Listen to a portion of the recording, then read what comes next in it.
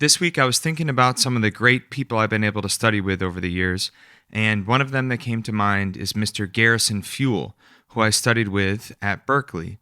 And Garrison, unfortunately, passed away 10 years ago now. It was July of 2015.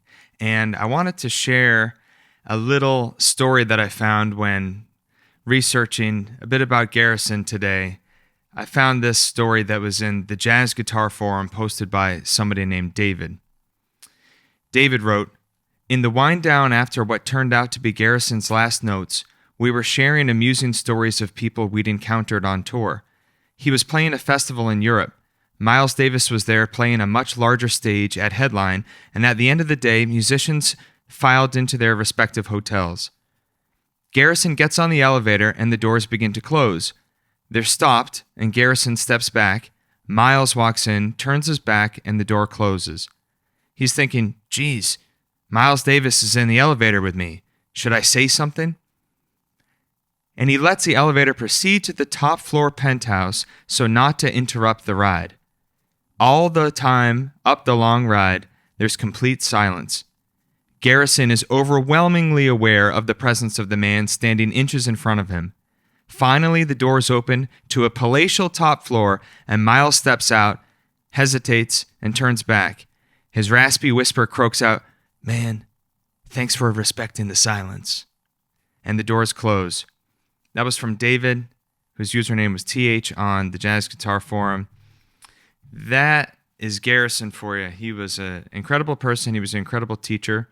And I love that. I love that Garrison, given with the opportunity to say something to Miles, decided instead to give Miles that opportunity to enjoy a little bit of the silence after the gig. So, he was a humble person. He was a very encouraging person. And he pointed out a lot of things that I needed to work on, especially when I was 18 years old and I didn't think I had all that much left to learn. And boy, did he make it clear that yes, I did. So this is Earth Tones episode 11. And the subject is, we are all self-taught. But first, a sound from our beautiful Earth.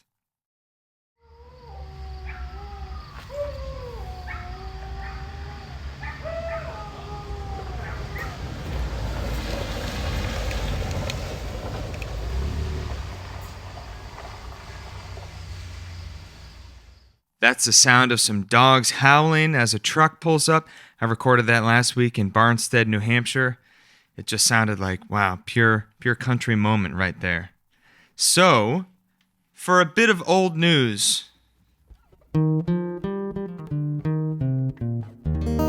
Earth Tones, episode 11, a bit of old news. I picked this up today. It is a copy of Guitar Player from February 2006. I found it in a vintage shop that sold all sorts of odds and ends, and they had old magazines, and they had guitar ones, so it was perfect. This is John Mayer on the cover of February 2006, talking about the John Mayer Trio and how the John Mayer Trio record had just come out. And they were recording in 1,500 to 2,000 seat places, and he's talking about, the response. And I love that the article itself is titled, there's a lot of ads in it, Going for Broke. And the subtitle is, John Mayer risks his pop rock pedigree to bring the blues back to the masses. How about that? John Mayer with the John Mayer Trio. Of course, Pino Palladino and Steve Jordan, they made a powerful record called Try, and we've been waiting now, get this, 20 years for their next album, the John Mayer Trio. Okay, this is what I want to share. There's a lot of gems in this. This is really great. He has a lot of wonderful things to say, but this is pretty cool. One idea from John Mayer from 2006. He said, "One of the things I want guitar players to realize is that you don't have to obey chronology. You don't have to update. You can plug into 1966 and just add to that. In other words, instead of doing it in series, you can do it in parallel. You can go, let me play as if B.B. King's Live at the Regal came out just a year ago, but I'm still me in 2005 responding to it. That was the exact process behind Out of My Mind, the slow blues thing on the new record. I think that is really incredible and super helpful to me in particular, because I've often felt like, wow, how can you add anything to this history of music that's been going on? Recorded music's been going on for nearly 150 years now. Certainly it's been in full swing for 100 years. And how can you assimilate everything that's already happened before and then add one more little pebble to the rock pile that is all of recorded music? It seems daunting. I love that perspective of John Mayer's saying, you can tap into anything and just add to that. You don't have to do it in actual chronological order. So I think that's really interesting. Okay, today, for our main discussion, my argument is that we're all self-taught one way or another. If you have to go and practice on your own and someone doesn't move your fingers for you, you got to figure out how to do it. You're going to be self-taught in one way or another. So this is what I've written this week about being self-taught. In fact, there's a clip I want to play. You might remember the movie Wedding Singer with Adam Sandler, and this is Steve Buscemi when he picks up a guitar. He's playing the guitar now, isn't that great? You're doing good. Yeah, sounds good. Yeah. It's got some of the best guitar player in the world. Yeah. Self-taught, no lessons. Thank you very much, Pop. Self-taught, no lessons. It took me a while to remember where that came from, but I'm so glad that I found it and could share it. Self-taught, no lessons. Oh, it's so cool to be self-taught. So, here's what I've written. It's cool to say you're self-taught. Oh, me? Never taken a lesson in my life. Self-taught, no lessons. Can anyone really claim to be self-taught anymore? I mean, with Marty Music showing you how to play something note for note? My opinion is that none of us are really self-taught, and at the same time, we're all self-taught. Well, what the heck does that mean? Well, you learn one way or another from your musical influences. Yeah, but I didn't have a teacher. I learned it all by myself. Sure you did. And your friend Billy coming over showing you those licks doesn't count, right? And your Aunt Linda showing you your first G chord? That doesn't either. Okay, well, we all pick up licks and tricks from one another. That's the fun of it. So what about the whole other side? I took lessons. I went to Berklee. I'm a trained musician. So how can I claim to be self-taught? Well, I think we are all self-taught because we are the ones who have to find the solutions to our challenges. A great teacher can point out what you might be missing, and that's the value of a good teacher, showing you what you didn't realize you're doing or not doing on the instrument. But then you have to go home and work it out. It's going to be you figuring it out one way or another. Having a teacher is like having a mechanic who tells you what's wrong with your car, but won't fix it for you. That itself is tremendously valuable, but the learning takes place when you go and get your hands dirty. So that is the thing that I'm talking about this week.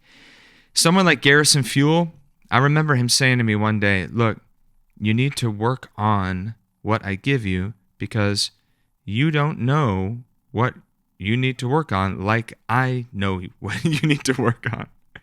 And he said, you're going to be a working guitar player? You need to work. You need to figure out what it is that you have to learn. And you clearly have been practicing, but not what I gave you. And he didn't pull any punches. He made sure that I knew, look, man, my role is to show you what to work on. And I took that to heart. My ego was bruised when I went home that day. And I came back and I practiced what he asked. And we ended up having a great time together. I took lessons from him that whole first year at Berklee. And I think he was glad that I maybe had a rough couple weeks at the beginning, a rocky start, and then I got the picture and I came back and I was preparing for our lessons properly.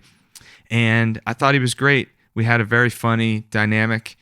He was tough, but he had a lot of joy and love for the music. So the community certainly has a big loss for having lost Garrison now 10 years ago. So that's the thing. When we sit there and you try to work out what you have to do to make the music, that's where you're really learning. The learning is taking place from you saying, how can I get my fingers around this idea? I remember sitting for hours and hours as a kid, say it was, my little Jimi Hendrix riff. I think when I first learned that from Rob Bradshaw when I was like 6 years old, I think he showed it to me in the easiest way possible, which at the time was on the B string. It was then switching to the G string. And that was all I had. And I would just figure it out. But you have to be able to go home and you have to learn it. You know, you're going to have to teach yourself how to play. And so even though I've gone to Berkeley, I've taken lessons with tons of people, I'm always trying to take more lessons. I reach out to folks that I admire. I'm a part of Robin Ford's Guitar Dojo. I'm always trying to learn from as many folks as I can. But at the end of the day, I have to be self-taught to some degree too. And we'll talk a little bit more about that for the musical example here. So no one has ever told me you need to work on playing creative things with sixths on the guitar. Sure, I've been taught how to play a major scale. And sure, I've heard a lot of things like, but no one ever literally said your assignment this week is to come up with pretty ways to play sixths. So imagine you took anything that you've learned in a lesson or from a book or you picked up on YouTube and you think about teaching yourself something and you can create your own exercise. You can have some fun with it. So say six. That was my idea. I've got my major scale and I'm choosing to play the first note and the sixth note. And now if I take that relationship and I move both of those notes up the scale,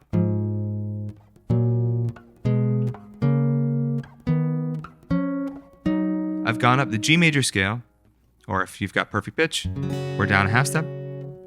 So G flat major scale. And I'm playing sixths. Now that's not an exercise picked out of a book or anything, it's just an idea. Let's play some sixths. Now I'm going to start mixing them up.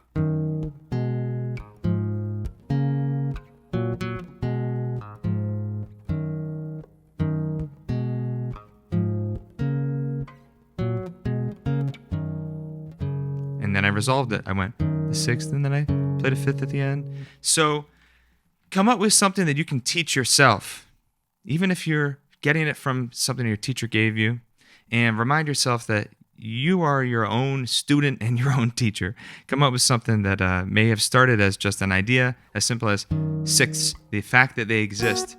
See if you can come up with some music using anything as a prompt like that. See what you can teach yourself. All right, what is on the turntable? Now, this is an interesting pull this week. I just got this at the same shop that I got that Guitar Player magazine. This is Roy Buchanan's album, You're Not Alone. How could I not buy this album? It is it's in space. It's an astronaut's helmet, and you can see in the reflection that there's a Gibson Les Paul there. Roy Buchanan, the master of the Telecaster, playing a Les Paul. Unbelievable. So, what is this? Well, if you must know, August 1978. Let me read the introduction to the Wikipedia. You're Not Alone is a 1978 album by American guitarist and blues musician Roy Buchanan.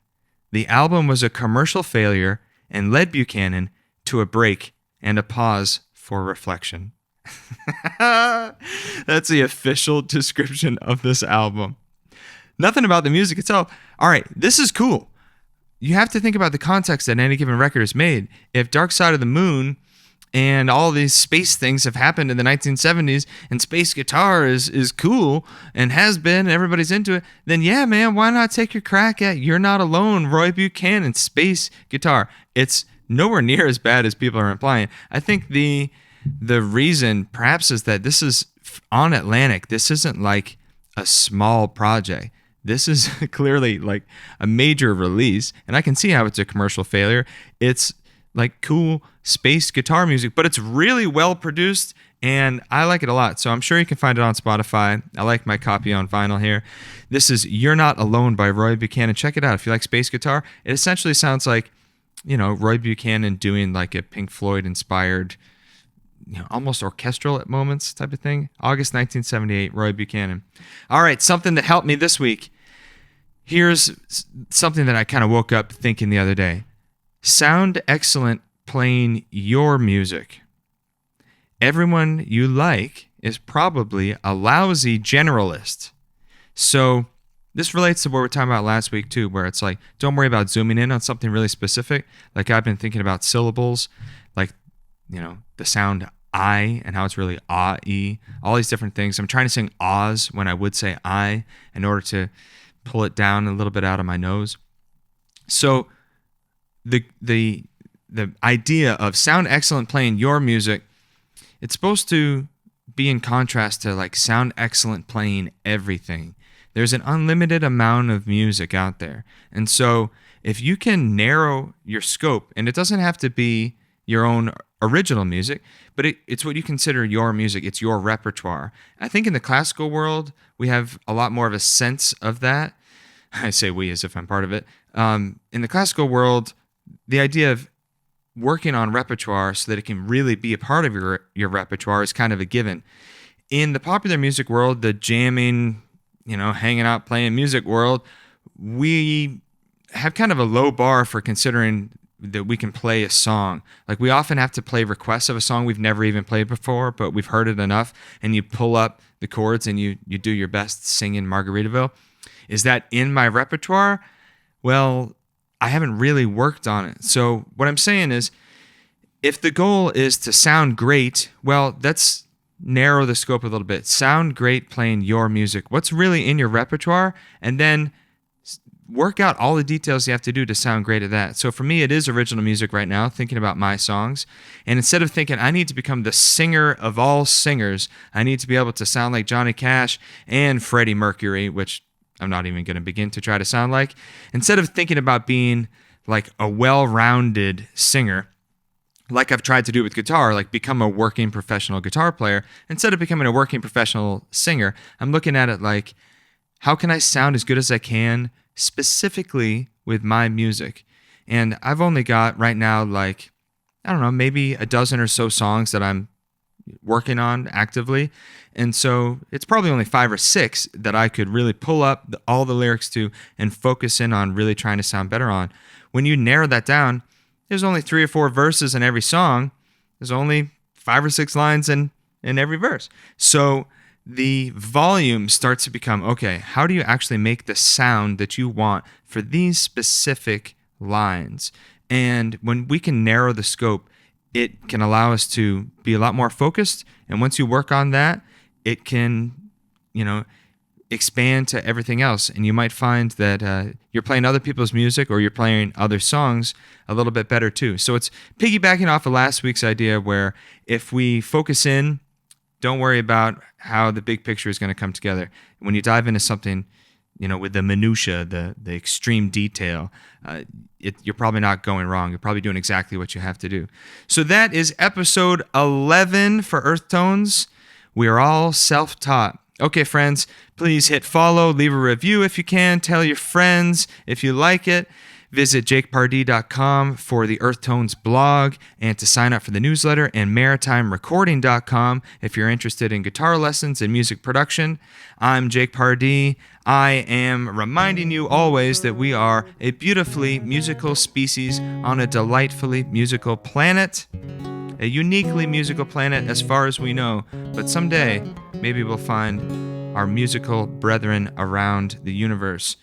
I will see you next time. This is Earth Tones, episode 11.